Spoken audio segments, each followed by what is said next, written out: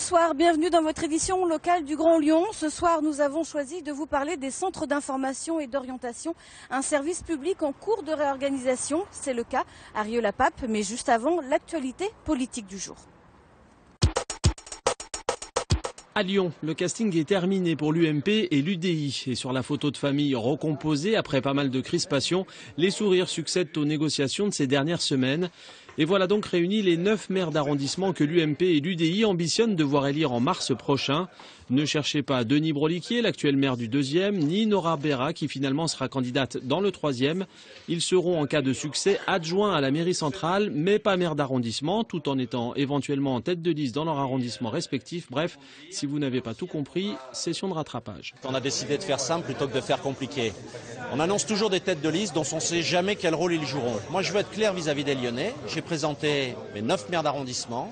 Je présenterai l'équipe thématique. Et comme ça, chacun sera de toute façon positionné sur la liste, plutôt en début de liste. Mais vous savez, entre un premier de liste et un deuxième ou un troisième de liste, généralement, ils sont tous élus de la même façon. Donc ce qui est important, c'est d'annoncer le rôle que jouera chacun. Et j'ai voulu cette transparence aux Lyonnais qui, souvent après l'élection, ne comprennent pas justement que les responsables n'aient pas été clairement désignés pendant l'élection. Candidat malheureux à la primaire UMP, Georges Fenech sera finalement présent sur la liste du 2e arrondissement. Et pour mener la bataille des municipales, Michel Avard va maintenant s'atteler au projet porté par l'UMP et l'UDI. Un projet qui sera dévoilé aux électeurs au mois de janvier prochain.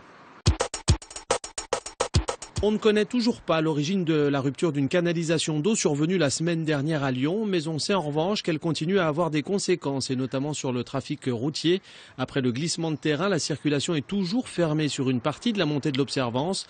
Quant aux milliers de mètres cubes de terre emportés dans le parc du Conservatoire national supérieur de musique et de danse, il n'a pas pu être encore totalement évacué dans sa totalité. Un conservatoire où certains locaux sont pour leur part toujours interdits d'accès par mesure de précaution. Que vous soyez en quête d'orientation scolaire ou professionnelle, il vous suffit de franchir les portes d'un centre d'information et d'orientation pour être conseillé. Comme 3 autres CIO dans le Rhône, celui de Rieux-la-Pape fermera ses portes en janvier prochain pour déménager. Le centre d'information et d'orientation de Rieux-la-Pape va quitter la ville pour la Croix-Rousse. Si les 3 conseillers d'orientation psychologues passent la plupart de leur temps dans les établissements scolaires, ils reçoivent 900 personnes par an dans ces locaux. Un public dont l'orientation avec le temps s'est complexifiée. Beaucoup de décrocheurs scolaires passent ici. Le public, je dirais, a besoin d'être accompagné, a besoin d'être, je dirais, soutenu, a besoin de conseils, je dirais, parfois pointus. Déménager le centre d'information et d'orientation de Rieux-la-Pape, c'est pour l'éducation nationale rationalisée. 3 autres CIO dans le Rhône sont concernés. Dessines, Vaux-en-Velin et Lyon-Ouest vont aussi être regroupés sur d'autres sites. Leurs locaux étaient jusqu'alors financés par le Conseil général. Il s'est désengagé. L'État ne prendra pas le relais. Le budget de l'État, vous le connaissez tous, et donc effectivement ça peut paraître une petite économie, mais des petites économies bout à bout font que nous essayons de résorber la dette de l'État français. À Rieux-la-Pape, on n'imagine pas le départ d'un service public comme le CIO. La ville vient donc de proposer la prise en charge de futurs locaux, ici, à la Maison pour tous Maurice Ravel. Le CIO doit rester au service des jeunes des banlieues qui n'ont pas la possibilité d'aller à Lyon. Et si on en supprime un, ça ne peut évidemment pas être ni à Vaux-en-Velin, ni à Rieux-la-Pape, mais plutôt en centre-ville où il y a déjà plusieurs CIO. Les difficultés des jeunes des collèges ne sont pas les mêmes dans nos villes de banlieue et dans les villes-centres.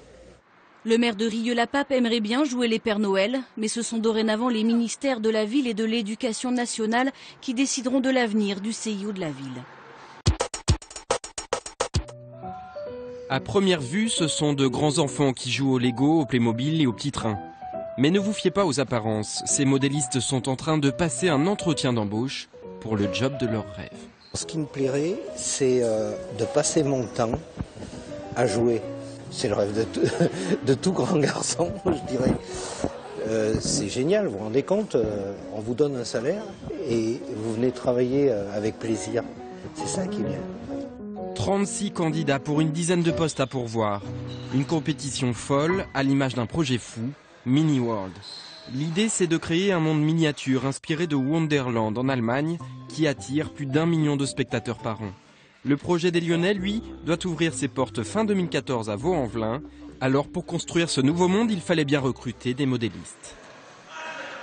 On aurait pu simplement faire un recrutement sur des dossiers.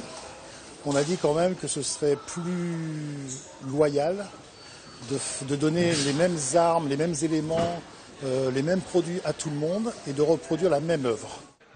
Temps imparti 8 heures pour construire un tunnel ferroviaire, un quai de gare et un relief. Mais chacun y apporte sa touche personnelle. Alors côté juge, on repère déjà les premiers talents. Donc moi je sais pas toi, mais j'en ai remarqué une au fond. Elle a l'air un peu au-dessus du lot. J'ai vu par sa façon de travailler, elle est assez originale, elle est très artistique et elle travaille assez vite. À la clé, un CDD de 1 an qui pourrait devenir un CDI, un maxi-job si Mini World est un succès. Ça serait bien de pouvoir se lever le matin et d'être heureux d'aller au travail.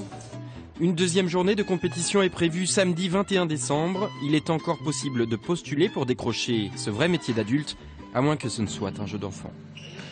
L'actualité du jour à Rieux-la-Pape comme ailleurs dans le Grand Lyon, c'est fini pour aujourd'hui. On se retrouve demain à la même heure. Très bonne soirée.